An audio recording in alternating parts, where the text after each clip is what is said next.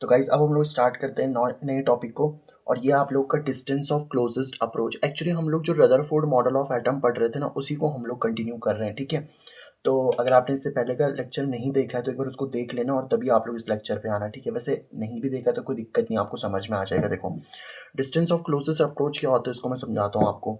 जैसे देखो, यहाँ पे हम लोगों ने क्या करा था कि हमने ये देख लिया था ना कि आपके पास में क्या होता है, बताओ। आप लोग का एटम होता है ना, और एटम के इनसाइड क्या होता है, आप लोग का न्यूक्लियस होता है। ठीक है, तो यहाँ पे मान लो आप लोग का क्या है, पॉजिटिव चार्ज है। ये मैं न्यूक्लियस बना रहा हूँ यहाँ पे। ठीक है, तो लेट से ये हमारे पास में न्यूक्लियस है। अब आपको पता है न्यूक्लियस के अंदर पॉजिटिव चार्ज होता है। कल हमने नहीं, मतलब रदरफोर्ड ने वैसे इसकी डिस्कवरी कर ली थी, बट मैंने आप लोगों को पढ़ा दिया था कि न्यूक्लियस के अंदर क्या होता है बेटा, आप लोग का पॉजिटिव चार्ज होता है। ठीक है, और ये पॉजिटिव चार्ज को प्रोटॉन बोलते हैं, ये भी आपको पता है ना।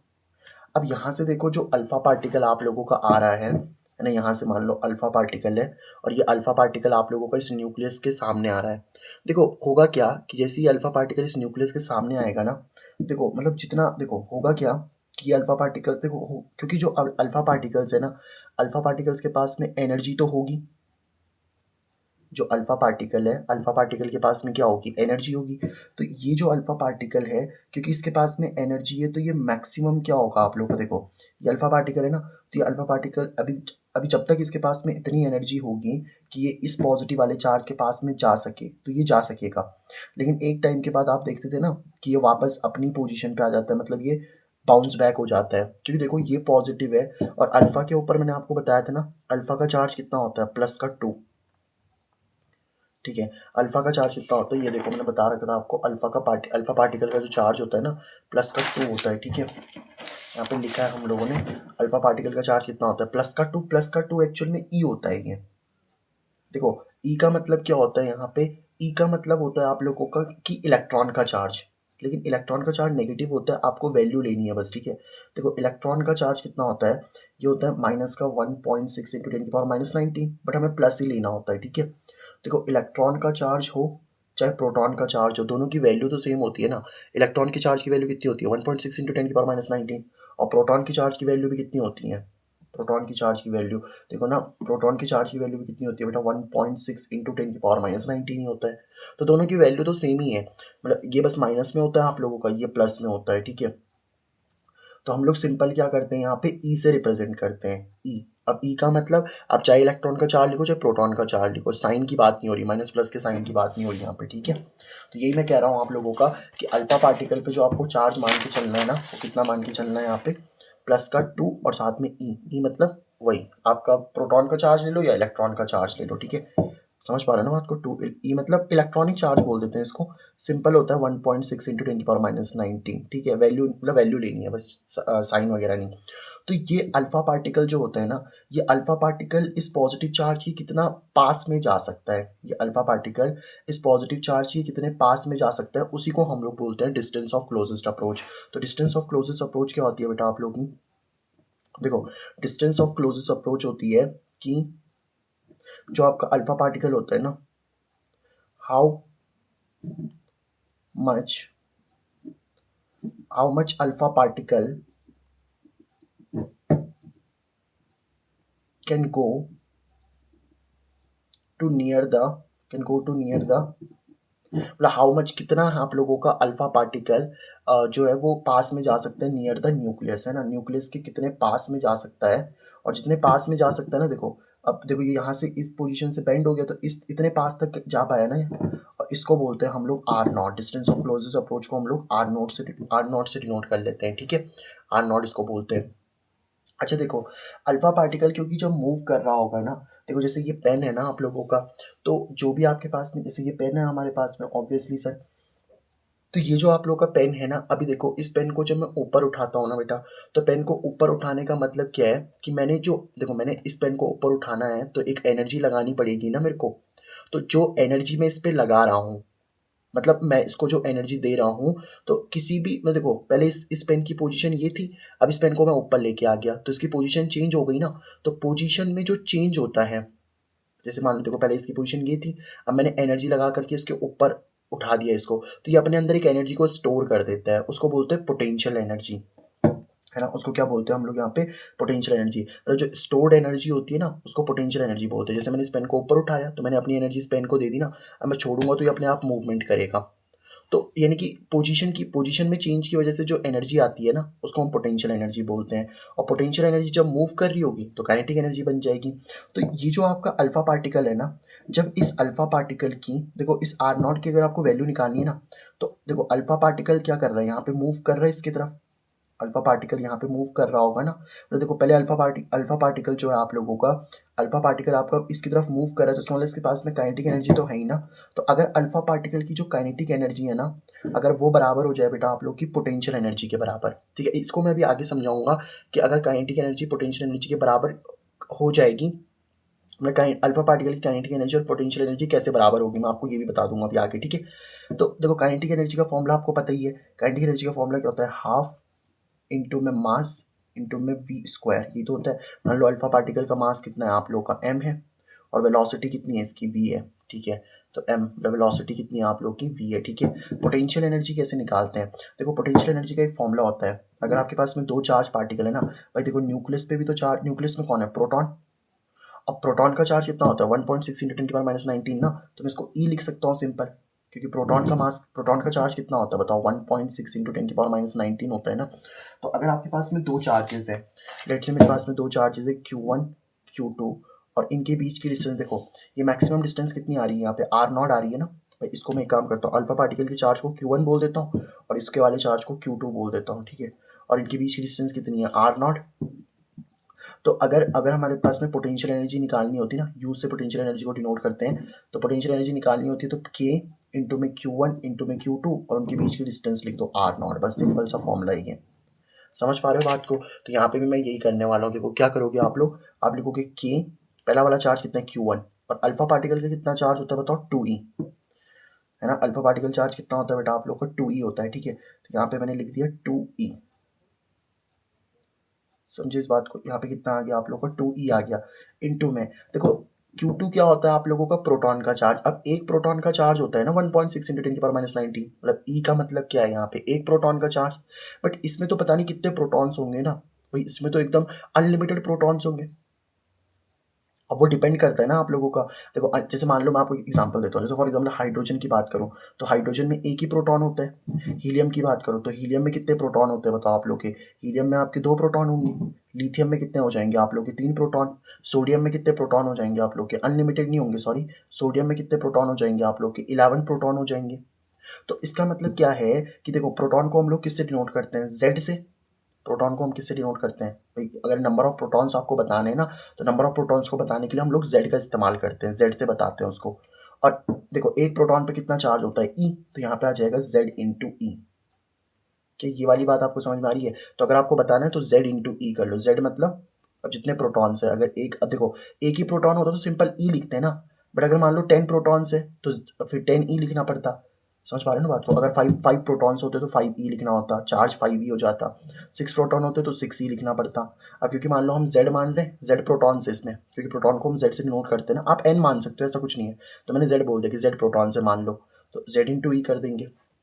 तो मतलब Q1 चार्ज तो आपका अल्फा का आ गया 2e, और Q2 चार्ज कितना आ जाएगा बताओ आप लोग का, जेड ई आ जाएगा। और अपॉन में कितना आएगा, इनके बीच की डिस्टेंस कितनी है, आर नॉट है। एक काम करो, इस आर नॉट देखो यहाँ पे अगर आप देखोगे ना, तो ये वाला आर नॉट किस पे बताओ आप लोग का, ये वाला आर नॉट आप लोग का यहाँ पे डिवाइड में, तो उधर जाकर मल्टीप्लाई हो जाएगा। तो क्या बनेगा, 1/2 हाफ, यानी कि मास इंटू में वेलोसिटी का स्क्वायर इज इक्वल टू बचेगा के। देखो जेड, ये 2 है ना आप लोग को, इस 2 को ऐसे ही रहने दो, इस जेड को मैं पहले लिख लेता हूँ, इस जेड हो जाएगा आप लोग का, इंटू में क्या चल रहा है देखो, ई इंटू ई कितना हो जाएगा, ई स्क्वायर, और इंटू में कितना चल रहा है बताओ आप लोग का, 2 तो चल ही रहा है, और अपॉन में कितना आ जाएगा, आर नॉट आ जाएगा, ठीक है।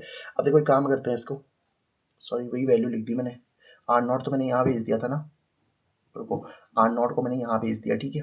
ये डिवाइड में था ना, उधर जाकर मल्टीप्लाई हो गया। अब देखो ये भी पूरा मल्टीप्लाई में, अब ये मल्टीप्लाई में तो उधर जाकर डिवाइड हो जाएगा आप लोगों का। तो इसी वैल्यू को मैं लिखता हूँ, तो आर नॉट की वैल्यू किसके बराबर आ जाएगी, यहाँ पे लिख लेता हूँ मैं, आर नॉट की वैल्यू किसके बराबर आ जाएगी बताओ आप लोग की, आर नॉट की वैल्यू आ जाएगी के जेड ई स्क्वायर, भी लिख रहा हूँ यहाँ पे, ठीक है, के जेड ई स्क्वायर, है ना, इंटू में 2, और अपॉन में कितना आ जाएगा बेटा आप लोग का। अच्छा देखो ये 2 डिवाइड में है ना, यहाँ पे देखो 2 डिवाइड में तो ऊपर जाके मल्टीप्लाई हो जाएगा, ठीक है, ये तो मल्टीप्लाई हो जाएगा 2, इधर देखो 2 मैंने मल्टीप्लाई में भेज दिया, और एम वी स्क्वायर देखो मल्टीप्लाई में ये डिवाइड में चला जाएगा आप लोगों को, तो एम इंटू में वी स्क्वायर, ठीक है। आई होप आपको इतनी बात समझ में आ गई होगी। तो ये मैंने आर नॉट की वैल्यू लिख दी यहाँ पे, तो आर नॉट की क्या वैल्यू आ गई बताओ जरा कि आप लोग का ऐसे, ठीक है। अब देखो 2 इंटू 2 कितना हो जाएगा आप लोग का 4, तो 4 जेड स्क्वायर अपॉन में कितना एम वी स्क्वायर, ठीक है।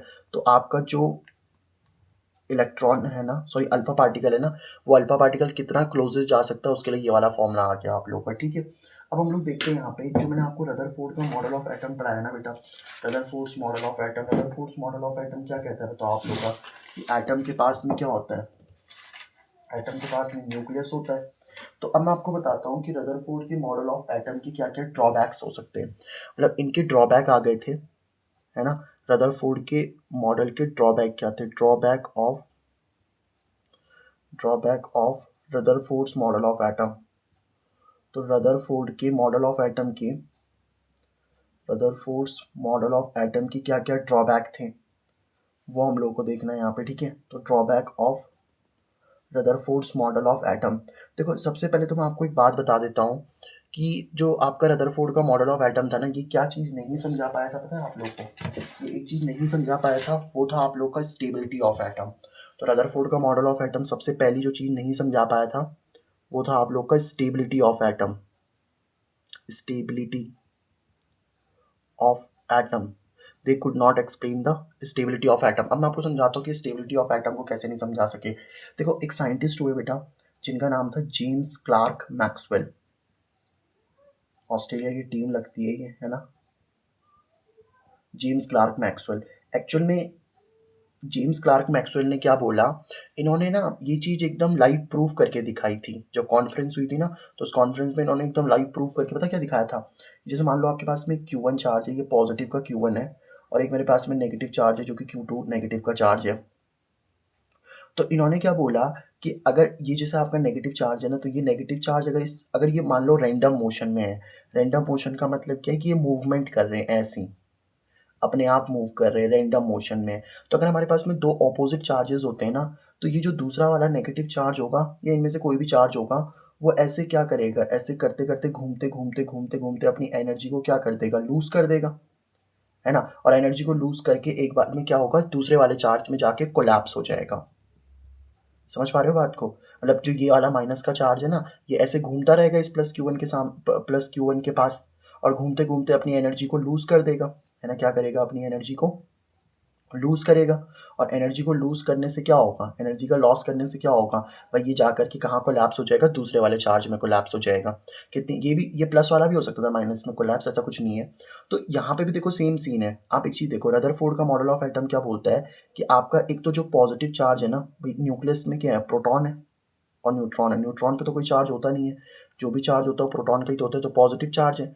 और इसके अगल बगल क्या घूम रहे हैं आप लोग के, इलेक्ट्रॉन्स घूम रहे हैं, जैसे ये है ना आप लोग का, ये इलेक्ट्रॉन घूम रहा है, ठीक है, इस तरीके से। तो एक बात बताओ, प्रोटॉन पे कौन सा चार्ज है, पॉजिटिव, तो इसको बोल देते हैं Q1 चार्ज है, और ये मान लो आपका क्या है, Q2 चार्ज है। तो इलेक्ट्रॉन धीरे धीरे घूमते घूमते घूमते घूमते क्या करेगा, अपनी एनर्जी को लूज़ करेगा।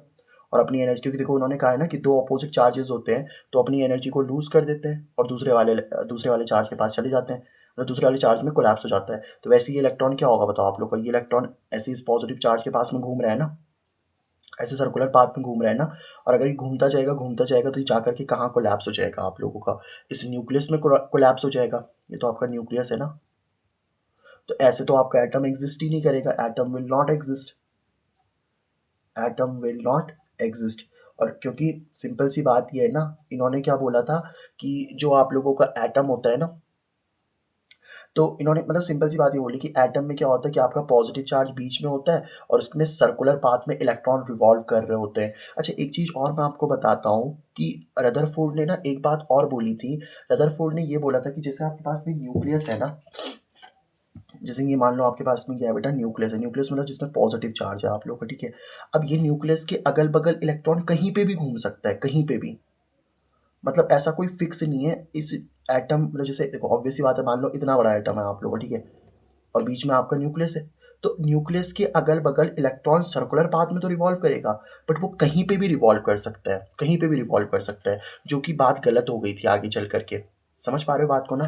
तो ये स्टेबिलिटी ऑफ एटम को डिफाइन नहीं कर पा रहे। स्टेबिलिटी ऑफ एटम को कैसे समझा नहीं पा रहे, ये समझ आ रहा है बताओ आप लोग को? क्या ये वाला पॉइंट आपको समझ में आया कि स्टेबिलिटी ऑफ एटम को कैसे नहीं समझा पा रहे? भाई अगर इलेक्ट्रॉन आपका क्या कर रहा है, इस पॉजिटिव चार्ज के आसपास घूम रहा है, तो घूमते घूमते अपनी एनर्जी को लूज करेगा, और लूज करेगा तो न्यूक्लियस में जाकर के कोलैप्स हो जाएगा। क्या इतनी बात आपको समझ में आ रही है बताओ? ओके सर, ये बात तो हमें समझ में आती है, कोई दिक्कत नहीं है। अब एक और चीज़ थी बेटा, ये ना ये एक्चुअल में ये स्पेक्ट्रम को भी नहीं समझा पाए थे। एक्चुअली मैं आपको समझाता हूँ स्पेक्ट्रम का मतलब क्या होता है, ये आपको क्लियर हो जाएगा अभी। बट ये क्या नहीं समझा पाए थे बेटा, ये आपके एक्चुअल में क्या हुआ था ना, ये स्पेक्ट्रम को भी they could not explain the, अभी समझाता हूँ इसका मतलब। They could not explain, they could not explain about the line spectrum. ये लाइन स्पेक्ट्रम को नहीं समझा पाए थे। मैं देखो समझाता हूँ आपको कैसे। इन्होंने क्या किया था, देखो सिंपल सी बात समझना। इन्होंने यहाँ पे क्या किया था, हाइड्रोजन गैस ली थी, ठीक है। जैसे मान लो ये आपके पास में क्या है, हाइड्रोजन गैस है ना, तो ये क्या है हमारे पास में, लेट से आप लोगों की हाइड्रोजन गैस है। स्पेक्ट्रम का मतलब मैं अभी आपको समझाता हूँ। स्पेक्ट्रम का मतलब होता है पैटर्न बनना, है ना। स्पेक्ट्रम का मतलब क्या होता है बेटा, पैटर्न बनना, ठीक है। तो अब जैसे इन्होंने क्या करा, हाइड्रोजन गैस में से ना इन्होंने क्या करी, लेट से इस तरीके से हाइड्रोजन गैस में से मान लो इन्होंने एनर्जी पास करवाई, ठीक है। एनर्जी से अगर आप बोलोगे ना, तो बेसिकली इन्होंने एक्चुअल में यहाँ पे इलेक्ट्रोमैग्नेटिक वेव पास करवाई थी। इलेक्ट्रोमैग्नेटिक वेव समझते हो आप लोग क्या? सर ये इलेक्ट्रोमैग्नेटिक वेव कहाँ से आ गई यहाँ पे? देखो बेटा मैं आपको एक चीज़ बताता हूँ। जैसे कि इलेक्ट्रॉन है ना आप लोगों का, तो इलेक्ट्रॉन के पास में देखो क्या होता है कि इलेक्ट्रॉन के पास में वेलोसिटी तो होती है ना। इलेक्ट्रॉन के पास में वेलोसिटी तो है ही, क्योंकि अगर ये इलेक्ट्रॉन चल रहा है, जैसे मान लो मैं आपको समझाता हूँ कि लेट से हमारे पास में क्या है कि ये आपका पॉजिटिव चार्ज है आप लोगों का, और इसके आसपास कौन घूम रहा है, इलेक्ट्रॉन घूम रहा है। अब इलेक्ट्रॉन मान लो ऐसे घूम रहा है तो इसकी वेलोसिटी ऐसे हो जाएगी, फिर ऐसे घूम रहा है तो वेलोसिटी ऐसे, ऐसे घूम रहा है तो वेलोसिटी ऐसे। वेलोसिटी का मतलब होता है कि स्पीड के साथ डायरेक्शन हो। अगर देखो यहाँ पे स्पीड के साथ डायरेक्शन तो है ही ना, इलेक्ट्रॉन जब घूम रहा होगा तो उसकी स्पीड तो होगी और साथ में डायरेक्शन भी होगी। तो स्पीड के साथ जब डायरेक्शन आ जाती है तो उसको हम वेलोसिटी बोल देते हैं। और अगर आपकी वेलोसिटी चेंज होती है ना, तो वेलोसिटी का चेंज होना ये बताता है कि आपका चार्ज पार्टिकल क्या है, एक्सेलरेटेड है। देखो वेलोसिटी चेंज हो रही कि नहीं हो रही बताओ इलेक्ट्रॉन की। पहले इलेक्ट्रॉन की वेलोसिटी ये थी, अब इलेक्ट्रॉन की वेलोसिटी ये है, फिर इलेक्ट्रॉन की वेलोसिटी ये हो गई, फिर इलेक्ट्रॉन की वेलोसिटी ये हो गई। मतलब इलेक्ट्रॉन की वेलोसिटी कंटिन्यूअसली बदल रही है। तो यानी कि हम बोल सकते हैं कि इलेक्ट्रॉन की वेलोसिटी अगर चेंज हो रही है तो वो आपका एक्सेलरेटेड पार्टिकल है। वो क्या है बेटा आप लोगों का, एक्सेलरेटेड पार्टिकल है, ठीक है। तो इसका मतलब इलेक्ट्रॉन आप लोगों का एक्सेलरेटेड पार्टिकल है। तो अब जैसे यहाँ पे देखो कि अगर इलेक्ट्रॉन एक्सेलरेटेड पार्टिकल है ना, यहाँ पे जो इलेक्ट्रॉन है आप लोगों का वो क्या है, यहाँ पे एक्सेलरेटेड पार्टिकल है। और अगर आपका एक इलेक्ट्रॉन एक्सेलरेटेड पार्टिकल है ना, तो वो क्या जनरेट करेगा, वो ईएमडब्ल्यू जनरेट करता है। ईएमडब्ल्यू का मतलब क्या होता है, इलेक्ट्रोमैग्नेटिक वेव। मैंने आपको ना ये ईएमडब्ल्यू वाले इलेक्ट्रोमैग्नेटिक वेव वाले चैप्टर में पढ़ाया है कि अगर आपके पास में कोई चार्ज पार्टिकल है, और वो इलेक्ट्रॉन पे देखो चार्ज तो होता ही है ना, तो अगर आपके पास में कोई चार्ज पार्टिकल है और वो चार्ज पार्टिकल अगर आप लोगों का एक्सेलरेटेड है, तो वो हमेशा इलेक्ट्रोमैग्नेटिक वेव जनरेट करता है। अब इलेक्ट्रोमैग्नेटिक वेव को मैंने इस हाइड्रोजन गैस से जब पास करवाया ना, तो हमें देखो हमने क्या एक्सपेक्ट किया था, यहाँ पे ना आपको ऐसे लाइन स्पेक्ट्रम मिल रहा था। देखो मैं आपको समझाता हूँ लाइन स्पेक्ट्रम का मतलब क्या होता है, ठीक है। लाइन स्पेक्ट्रम एक्चुअल में ना इन्होंने जब एक्सपेरिमेंट मतलब जब इन्होंने ऐसा किया था, इनका जो ये जो मॉडल ऑफ एटम था ना, और इन्होंने जब हाइड्रोजन गैस से क्या करा था, इलेक्ट्रोमैग्नेटिक वेव को पास करवाया था, है ना। तो इनको लाइन स्पेक्ट्रम मिला। लाइन स्पेक्ट्रम बोलने का मतलब क्या है, देखो कोई भी इलेक्ट्रोमैग्नेटिक वेव होती है ना, तो हर वेव की क्या होती है बेटा, वेवलेंथ होती है। कोई भी जो आपकी वेव होती है ना, हर वेव की क्या होती है, वेवलेंथ होती है। तो यहाँ से जब इन्होंने इलेक्ट्रोमैग्नेटिक वेव को पास करवाया ना, तो आपको कुछ सर्टेन वेवलेंथ मिल रही थी। जैसे मैं अगर आपको एग्जांपल दूँ ना, तो लेट से आपको 656.3 नैनोमीटर की वेवलेंथ मिल रही थी, 656.3 नैनोमीटर की। या फिर आप लोग क्या बोल सकते हो, मतलब कुछ फिक्स मिल रही थी 456.1 नैनोमीटर की, है ना। तो जब एकदम फिक्स वेवलेंथ मिल रही होती है ना बेटा, जब एकदम फिक्स वेवलेंथ मिल रही होती है, तो उसको हम लोग लाइन स्पेक्ट्रम बोलते हैं। समझ पा रहे हो बात को? तो जब इलेक्ट्रोमैग्नेटिक वेव से इन्होंने क्या करा, इलेक्ट्रोमैग्नेटिक वेव मतलब जब इन्होंने हाइड्रोजन गैस में से इलेक्ट्रोमैग्नेटिक वेव को पास करवाया ना, तो देखो इनको एक वेवलेंथ ये मिली, एक वेवलेंथ ये मिली, है ना? मतलब कुछ सर्टेन वेवलेंथ मिल रही थी इनको। ऐसा नहीं था कि इनको बहुत सारी मतलब कंटीन्यूअस वेवलेंथ मिले। समझ पा रहे हो बात को? मतलब जैसे ये आपका चेंबर है ना, ठीक है, सॉरी स्लिट है आप लोगों की, तो यहाँ पे अगर देखो, अगर कंटीन्यूअस स्पेक्ट्रम होता ना, वैसे मैं आपको इसको बोहर्स मॉडल ऑफ एटम में और डिटेल में समझाऊंगा, बट अभी के लिए आप इतना समझ लो कि जैसे कंटीन्यूअस स्पेक्ट्रम में ना आपको हर प्रकार की वेवलेंथ मिलती, यहाँ पे भी वेवलेंथ मिलती, यहाँ पे भी वेवलेंथ मिलती, हर पूरी वेवलेंथ मिलती, ऐसे पूरी वेवलेंथ मिलती है आप लोग को। लेकिन यहाँ ऐसा नहीं हो रहा, यहाँ पे आपको एक वेवलेंथ यहाँ मिल रही है, दूसरी वेवलेंथ यहाँ मिल रही है और तीसरी वेवलेंथ यहाँ मिल रही है, सिर्फ कुछ लाइन की फॉर्म में वेवलेंथ मिल रही है, लाइन ही तो बन रही है ना यहाँ पे। कंटिन्यूस तो तब होता है अगर वेवलेंथ यहाँ यहाँ यहाँ यहाँ हर जगह वेवलेंथ मिल रही होती है आप लोगों को। समझ पा रहे हो बात को? तो ये एक्चुअल में ये भी नहीं बता पाए थे कि कुछ सर्टेन वेवलेंथ ही क्यों निकलती हैं, ये चीज़ को भी एक्सप्लेन नहीं कर पाए थे, ठीक है? तो this was the drawback of Rutherford's model of atom. और यहाँ पे बेटा जो आपका रदरफोर्ड का मॉडल ऑफ एटम है ना, ये यहाँ पे क्या हो जाता है, खत्म हो जाता है। अब हम जो कल की क्लास होगी ना बेटा, कल की क्लास में हम लोग क्या पढ़ेंगे, कल की क्लास में हम लोग ये पढ़ेंगे कि जो आप लोगों का रदरफोर्ड का मॉडल ऑफ एटम है ना, इसमें सुधार यानी कि इसमें अमेंडमेंट कौन करेगा, अब बोहर करेंगे आप लोग, ठीक है? तो बोहर अंकल इसमें सुधार करके और आप लोगों को फिर आगे पढ़ाएंगे, मतलब मैं पढ़ाऊंगा आगे तो खैर। पर डिस्टेंस ऑफ क्लोजेस्ट अप्रोच आप लोगों को समझ में आ गई। छोटी सी वीडियो मैंने इसलिए बनाई है ना, ताकि मेरे को आपको रदरफोर्ड का मॉडल ऑफ एटम खत्म करना था। एक्चुअली मैं कल ही काम करने वाला था, लेकिन थोड़ा सा लैपटॉप में प्रॉब्लम आ रही थी एडिटिंग वगैरह में, तो इसलिए मैंने फिर कोई बात नहीं है, अब नेक्स्ट वीडियो में आपसे साथ डिस्कस कर लेते, क्यों? तो यहाँ पे drawback of Rutherford's model of atom खत्म हो चुका है आप लोगों का। रदरफोर्ड का मॉडल ऑफ एटम मैं आपको समझा चुका हूँ, है ना? और इसके बाद हम फिर क्या पढ़ेंगे, बोर्ड्स मॉडल ऑफ एटम।